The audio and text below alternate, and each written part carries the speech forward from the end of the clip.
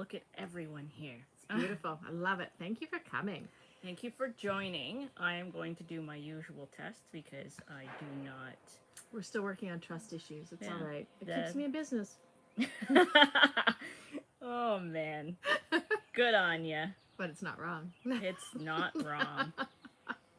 So while Danay does the inevitable, is this actually live, even though we can see that it says live, Yeah. let me just introduce myself. I'm Sheila Williams. Feel free to introduce yourself in the chat if you want. And if you're watching on the replay, feel free to do the hashtag replay. It's always fun. To my right, your left, possibly. We don't really know how these things work on cameras. But this is Danay Novoa. Yes, I am Danay Novoa, and look at that. We have an indication that we are live. Look at that. Woo! So Confirmed it again. No issues at all. And within the first minute. So it's awesome. So excellent. So what are we going to talk about today? what do you want to talk about today? I'm going to talk about my journey with clutter. I think that's an important one. I think people have experienced that. It's true. So, but there's an A. Welcome. Okay. I get excited when people hop on, and Sheila's like, "Don't be too crazy here." It's all good. People come and go. You're welcome. Check out what we're talking about. Say hi in the comments if you feel like it, but know that there's no pressure. Danay is going to talk about her journey. My journey about clutter. Yeah. And there was, I meant to look up her name.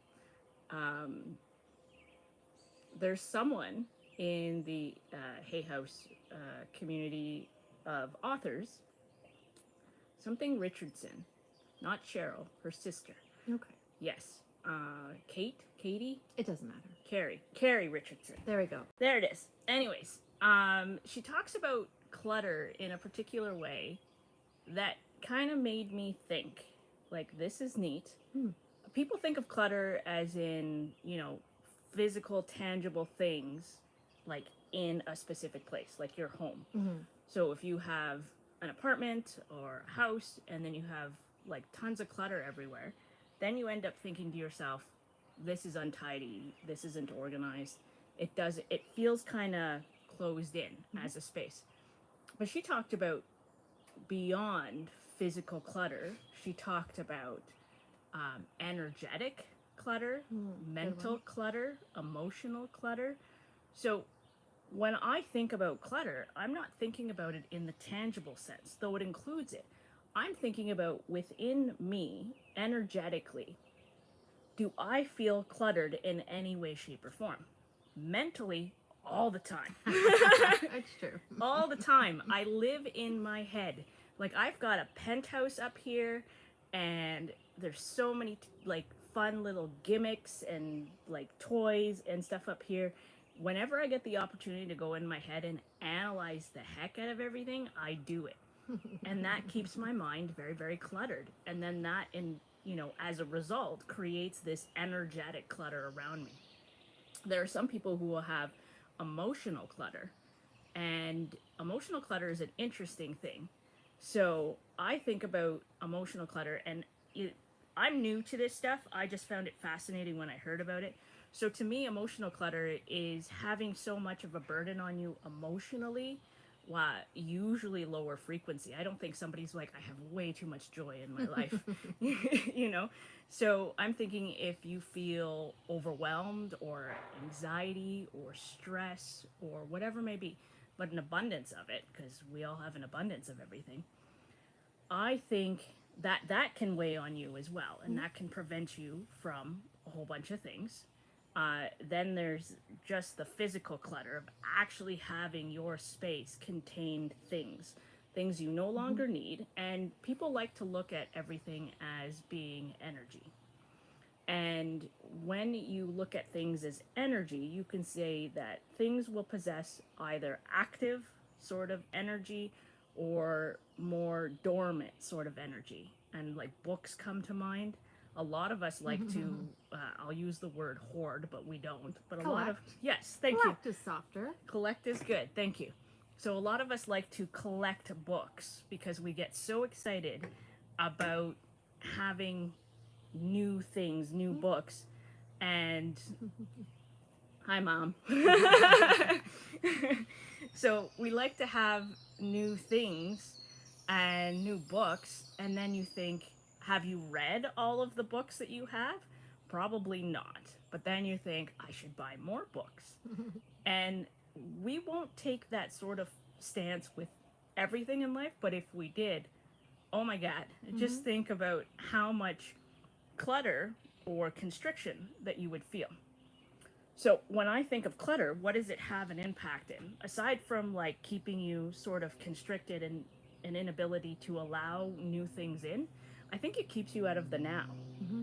because you're so focused on this burden, energetic, tangible, emotional, mental, that you're not focused on what's going on right now. Now, somebody could argue, hey, I'm focused on my clutter at this very moment, but what is it bringing up in you? Is it bringing up a sense of, sorrow or pain or sadness or even shame?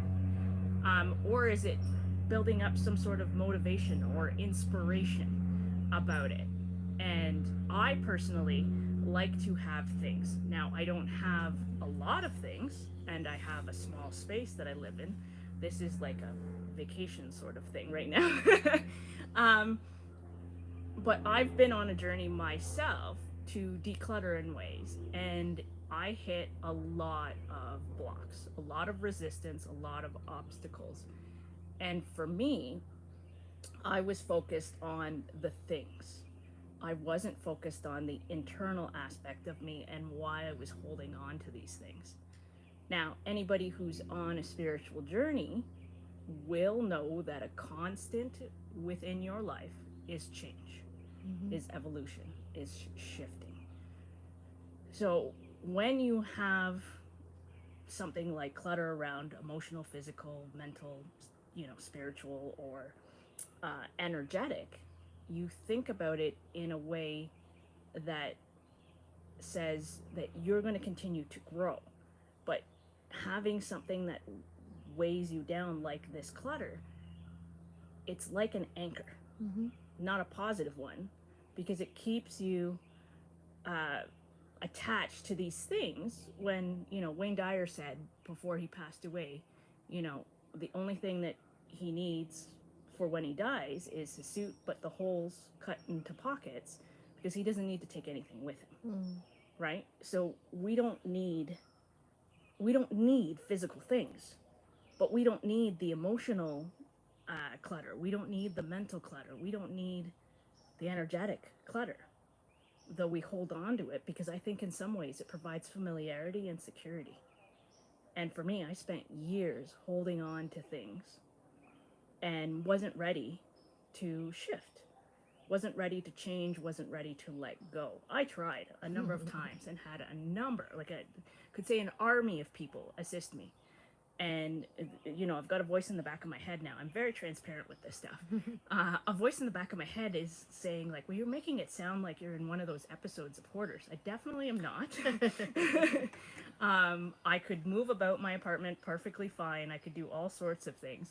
I just felt weighed down by all the stuff I had collected over the years that I've lived in the place that I'm living. And it frustrated me. So every single time I would try to clear this clutter, I would then think to myself, I don't know what to do. I don't know where to start. As an academic or former academic in some ways, I would collect a lot of paper. Mm. Paper is like treasure in the academic world. Journal articles, old dissertation or old theses, anything like that, writing, knowledge, gold. So I would hold on to these things. I even held on to like old university, undergrad, grad school notes. And luckily, most of that stuff was at my mother's, and she threw it all out. Thanks, Anna. Yes, thanks, Mom. And that was fine. I was able to unattach myself. But why was I resisting moving on with other things? And even though I've had people come in and like families helped, friends have helped, um, and like there would always be a wall that's hit, and it wouldn't jump because I wasn't ready Mm-hmm. to do it. You know, Somebody could say, you know, I need all of this money to do X, Y, and Z. And somebody could be like, well, here's all the money you need. And you could be like, oh, no, thank you. I'm good. I'll figure it out. Yep. You know? So when we have these sort of patterns where we're creating this attachment to something that feels familiar, some sort of clutter, physical, emotional, energetic, doesn't matter. We're holding on to it because it feels familiar, it feels safe, and it allows us to feel some sense of security in a world that's always shifting, always changing. You know, I wouldn't let go of these things. And then I started to embrace the fact that, you know, every now moment, every new moment, I'm new. I'm like regenerated into a new, any sort of past experiences, past beliefs. I can choose to continue to hold on to them, or I can choose to let them go. Not easy, but not hard either. So, the thing that I wanted to talk about today was this experience of holding on to clutter.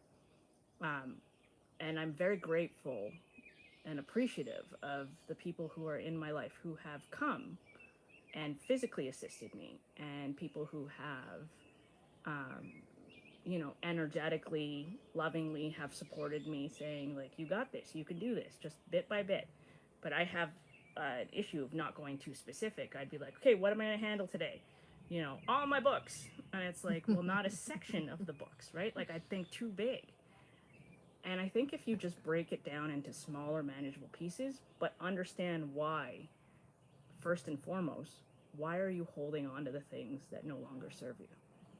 Why do you hold on to it? What does it fulfill within you that you can't let go? And for me, I realized it was safety, security, it was a home base. It was things that were mine, so that if I lost everything, I had something. And I always have something. I'm always provided for. You know, she's a big inspiration. People don't, if you're tuning in and you don't know anything about Sheila, she lives nomadically. So she doesn't have things. She has whatever she needs to travel to places, clothes on her back, the odd little trinket thing. But she's come into my life and motivated me, inspired me, and, you know, challenged me to then let go of things. And suddenly, instead of moving inches like I was doing with other people, I'm like miles. That's true. And I'm getting rid of boxes and boxes of things, lots of clothes. I still have stuff that I want to get rid of. But boy, does it bring up a whole bunch of things in me. There's that little part of me that starts kicking and screaming, going, what the hell are you doing? This is our sanctuary. We might need that. We might need that. Oh my God. What happens if we need that? We can't get rid of it. No, what if, you know, I had a sandwich maker. I love sandwich makers. And she was like, get rid of this. And I was like, okay. And the next day I see a meme that's like, sandwich makers, you use them like once every like 3 months, but when you use them every day for like 3 months. And I went, you're right. I should have kept it. I should have kept it. Let's be clear, I did not tell her to get rid of the sandwich maker. I made very soft suggestions, and things were put in maybe categories and consideration categories, and there was scaffolding, to be sure. So Yeah, 100%. Scaffolds, tons. But I'm curious, Sheila, I want you to share your experience in releasing, because you used to live in a home and had things. Lots of stuff. And lots of books, lots of trinkets, lots of everything. Yeah. So what was it like in your journey, whatever you're, you know, willing to share? And now what is it like? Like, I bet you feel a lot lighter. So much lighter, yes. So. Well, as you said, it does need to be what you're ready for. And, you know, I think it's so important. What you said very close to the beginning, I think, is one of the most important things of being in the now moment versus looking back or looking ahead. Because usually, at least in my experience, when you are looking at an object, for sure, you are usually keeping it because of looking back in the past. Who gave it to you? Where did it come from? What did it represent? Or into that future of, you know, the what if I might need this someday aspect. And when you start to literally hold it in your hand and say, well, what about right now in this moment? Like the good old spark joy question for yourself, or to put everything out at once and say, well, do I really need 4 black t-shirts? Okay, one is v-neck and one is crew and one is long sleeve and one is a tank top, but really, do I need this? Like, is this offering any value or benefit to my life? And that's where I started, was just to start culling and bringing things down, like closets, like bookshelves, and small steps, and then those just were able to get bigger and bigger. So I think that helped me a lot. I also did make a big move. So I had been picking away at it, and the same kind of thing, like university papers from when I was in elementary school that had just never gotten taken out of a box. It just kept getting moved for 30 years, 40 years. And realizing I don't want to move this stuff anymore. I don't want to pay to store it. I don't touch it. I don't value it. I don't need it. And if there's something that I do need, I could go buy a new one. I could borrow someone's. I could rent it. I don't need to have it be in my kind of stay with me forever side of the fence. And when you start to look at each aspect of every single thing, you realize how little you actually do find joy in this moment, and how much you actually do need. And it's been fun for me because I do live nomadically, even to give advice to people who come to me for advice of, how did you pack to go away for 6 months? And I talk about things like, well, I have 5 pairs of underwear and 3 pairs of socks. And people are aghast, like, I couldn't do that. Like, I couldn't. How could you possibly make do with that? And it's like, I've got the small pair of socks and the nice thick pair of cozy socks and a pair of wool socks for hiking. Like, you really can be just fine with that much. But it's a big shift when you're used to having a whole drawer full of socks and a whole drawer full of undies, because that's, like you say, that safety, security. You always have a choice. You're never going to run out, whatever the story might be. But yeah, you know what? It turns out you don't need too many things, because washing clothes exists, whether you have a washing machine or not. Yeah, and I love the difference in perception in this, because when she was telling me, I took a trip to Vancouver recently and met up with Sheila there, and the thing that she was saying, okay, you only need to bring X amount of this, that X amount of that, etc. And I went, what the hell? Yeah, hard no. Yeah, I was like, no. I mean, I have a full check bag and a carry-on. I need, underwear and socks for every single day. Every day. I need multiple shirts. Yeah. Sure, I'll wax on the pants a bit and wear pants a few times. Yeah. But She I had was 4 like, pairs of yoga pants, all black. They all look the same. And we had access to a washing machine. But anyhow, so sorry I interrupted. Yeah, that's fine. But the idea is, like, when she said that, I was like, hell no. Yeah. Hell no. And then, like, because I started packing earlier, I then started to ease a bit. Mm-hmm. Now, did I come with everything I thought I would? No. That's true. I did cut down quite a bit. And I challenged myself to cut down a little bit. When I used to travel before, I wouldn't bring very much, but I wouldn't be gone for, 2-3 weeks at a time. I would just be gone for a handful of days, and I'd be like, yeah, I have exactly what I need because I'm only gone for those set of days. But if you went through your house or your home and asked yourself, do I actually need these things? You're going to have a little voice that says, yeah, but what if this scenario happens at this time? And it's like, you want to be the person that's like the scout that has everything you need, that says, like, that talks about this idea. It's like, oh my God, I could really use, a pocket knife and a set of tweezers and like a headlamp and all these things. And it's like, hold on, I got it. Or somebody have, tissue. Yeah. No, I got that too. And it's like, it makes you kind of feel valued in a sense where everybody's like, I know Danay has these things because she carries her like damn home with her. She was like a turtle.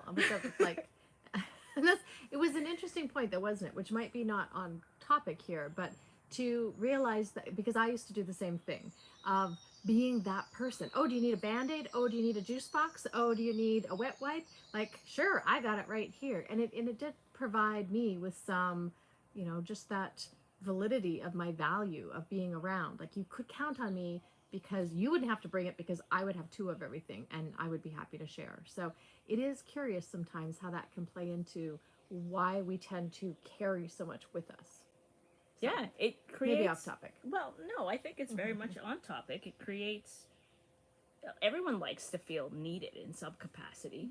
Oh, So the cats are fighting in the background. That's gonna playing, be but still, so, yes, they're very playful. All right. So, Danay, what is your point? What would you like to wrap up with a bow? Like, what's the value of going through that process? Well, it releases things. I'm inviting new things into my life, but I feel definitely lighter. And every time I walk into my apartment, I feel like, who lives here? Because, and I did that one day. I was like, who lives here? Because it wasn't even about the space opening up. The space is the same, but the energy felt different. It feels brighter. Like, just how do you know it? The light is the same? It feels brighter, and you can feel the air takes up more space. That's so nice to walk into your place now. Yeah, and like, I've done work on it since, and then, I was preparing. Anytime I have a guest show up, I, go and try to prepare as much as possible. But, it wasn't necessarily enough in that capacity, but I wasn't ready. I needed help, and I've always needed help along the way. I think that brings up an interesting point that we can sort of wrap up on, is the idea of like a resistance to asking for help. Oh, yeah. That's a good one. Because, people have shame with things. Again, my clutter had nowhere near any of those like exaggerated episodes of things on reality TV. Like, people could come and go. I just wasn't satisfied with it. And it wasn't like I live a minimalist life either. But I needed to get rid of things. And I started to feel a purge. The more you do this inner work, which really comes down to loving and accepting yourself exactly as you are, because the more you do that, the more you're compelled to shift, to change. If you say, I have all these things I need to fix, all these things I need to heal, that creates shame. That creates like that you're a work in progress. I think we're all masterpieces. We're miracles in form, legitimately, because of, you think of the magic associated within just the human form, but then add the personality, add the soul, the spirit, the light, exactly all of those things, and it's pure magic.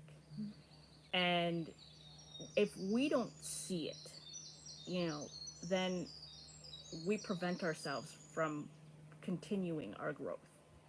But if we can see what are we doing right and what would we like to expand on, not even improve, you're becoming newer every moment, and you get to choose whether it's something like clutter or loving yourself more. It's all the same thing. We can pick topics, but it's always going to come down to self-love. Yeah. It's always going to come down to self-acceptance.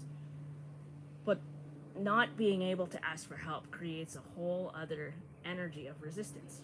Because by not asking for help, you're essentially saying, I'm not worthy of anybody else's assistance. I'm not worthy of changing this in my life.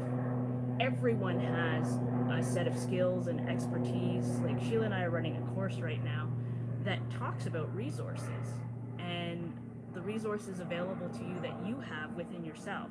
Looking at something like abundance, yes, it's money, but it's also resources. It's also connection. It's also, what you're surrounded by in your day-to-day experiences. But when you're connected to someone and they have a set of skills and resources that they're happily wanting to share with you, you saying, I don't deserve it because I'm not willing to ask for help and express a vulnerability. I kept asking for help. I just needed somebody who had gone through something similar and knew how to handle me. I think you've been called the Danay Whisperer with this stuff, as being able to encourage me. Like, I make jokes about, you made me do this, you made me do that, because it adds humor to things. And I can act like a little child that's like tantruming and saying, no, I don't want to give this up. And some of the things are most ridiculous. I had a backpack from high school and I love that backpack. It was falling apart, Mhm. and I duct tape it and like all sorts of things. Like it bedazzled with duct tape, and it was so great. It was versatile. It had the perfect size. I could carry so many things with it. And people, a number of people, there were a lineup of people who said, get rid of that backpack. And I said, no. Essentially, it was like a security blanket. Yeah. And eventually, I tossed it out. Like, I wouldn't even donate it. I tossed it out, and wow, that little one in me went, what the hell are you doing? You know? So, that backpack is gone to better places. And, as a result, the stuff that I've let go of, it gives me sort of this hope and this knowing that I can continue to shift. Mhm. And I don't necessarily have to make any more changes in my home, but I probably will. Because I think we have like an energy, aside from like our own soul energy, I think there's an energy that kind of surrounds us on what we allow in and what we don't. And I think we hold on to stagnant things. Yeah. Old books, old things, things that we don't even use. Like I have things in there that I'm like, every time I've held on to it, I'm like, what if I need this in like 6 months? It's been 6 years. Yeah. It's been 12 years. You're not using it. But I will still argue. But what if? Yeah. Because I don't ever want to be unprepared, you know? But venturing into the unknown, shifting your life and becoming a newer version of you, that's scary. Why not ask for help? Why not call in the support? Why not allow people to help you expand? Because you're more than willing, if you're listening to this, you're more than willing to help others out. And I guarantee you, you would, you know, drop whatever you're doing to help somebody who was going through a similar situation to you, whatever it is. But you wouldn't stop and ask anybody for help because I'm happy to help people, but I don't want to bug anyone to help me. And just think what the potential that you're missing out on in some capacity. It'll always come back. It'll always be there. You don't ask for help the first time. It's not like you can't ask for help ever again. It's always there for you. But just think the earlier you ask for help, the earlier you get to expand on these things. So yeah, that I think are my thoughts. Do you have any additional thoughts before we close it off? There's a lot I'd love to discuss, Well, go but ahead. I think for today that's a really just great sprinkling. Were you going to make a mental note of things? I can rewatch this live video and Yes, jot because down there all will kinds be a of notes. replay. Yeah. So, and in the works right now, Sheila and I are going to create an event. I think it's going to be 2 days. We're playing with it, but it's having to do with releasing the old and inviting in the new. And Sheila thought of a very, very clever name for it. So, so if you're curious, like, and you want more information about this upcoming experience, event, workshop,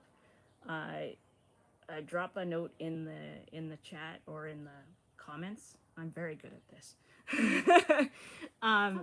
Drop a note whether you're watching the replay or watching live. If you're curious, it's going to be an exciting course, and we're going to talk about my journey more expansively, and probably Sheila's as well, and talking about the things that have come into play and the opportunities that have happened. Because as soon as I started moving things, opportunities started coming in like you wouldn't believe. Out of the blue, things I never expected, things I couldn't imagine, just because I made the decision to shift more. See, and that's where I think there's so much value to have a longer, more in-depth conversation, because usually when you're hanging on, whether it's the material goods or the emotions, you're gripping it so tightly, nothing else can actually come through. There's no flow of energy. But when you do soften that grip and you allow things to move out, whoosh, there's so much ready and waiting. It's just been waiting for you to be ready. And you're like, okay, I'm ready. And like you say, opportunities, conversations, money, whatever it is, experiences, they just kind of came at you like gangbusters. So like, how much fun is that? super fun. It is a lot of fun, and it's mind blowing. Yeah. In so much of this, like I was so surprised to see what was coming my way, and that's kind of inspiring me to do more. Yeah. Because the image I kind of get is when you hold on to things, like I have been and had been, it's like you create within. So life is like a river. It's just a current that flows in a particular direction, and you can choose to go with the flow or the current of the river. You can go an upstream. Like it's your choosing.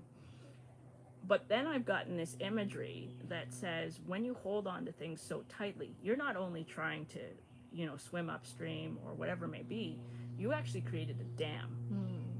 And that dam has stopped the flow of the water. So there's no stream to even try to paddle. Or it may be very, very low. It might be drained out in some capacity, but the second you start to move things, it's literally like taking bricks away. Yeah. And allowing more energy, more water, more love into your life. And you don't have to make big changes. Whatever it is, if it's clutter, if it's, on the journey to your expansion or loving yourself more, clutter is just an example that can relate to anything. But whatever it is, all you have to do is the smallest little step. The smallest little thing. If it's decluttering, pick one thing in the next week that you don't think you need at all and donate it, sell it, give it away, whatever you want to do with it. And that's it. And you'll find just a shift within that removal of that one thing. And you can even create piles. I think that was very helpful. I've had people create these piles for me. The maybes, the donate, the throw out, the whatever may be. And I would grab something and I would feel into it energetically, and then I would put it in one of these piles. But the maybe was pretty big.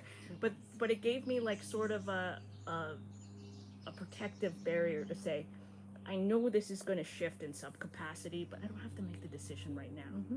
So even if you take things and put them in a maybe pile and then feel into them each day, magic. So on that note of magic and shifts and change and all the excitement, I know whoever is watching this was ready to hear this and that it'll land. And if it doesn't, just watch it all over again. Because we're awesome. And you're awesome for watching and tuning in. Thank you for the chat. And the mosquitoes are telling us it is time to end this live. But love to everyone. Thank you, Sheila, for being part of this. And then if we do a live in the future, depending on where Sheila is, because she likes to travel, I have to figure out how to have 2 different windows. But, more to learn. Yeah, exactly. So I'm looking forward to doing the next live from different locations and seeing how things go. But lots of love to you all. Thank you for joining, and can't wait to see you for the next one. Again, if you're interested in this small course that we're doing, just drop a note in the comments, and we'll be eager to share the link with all the details. So have fun, move something, but don't put too much pressure on yourself, and ask for help. All right, lots of love, everyone. Okay, bye.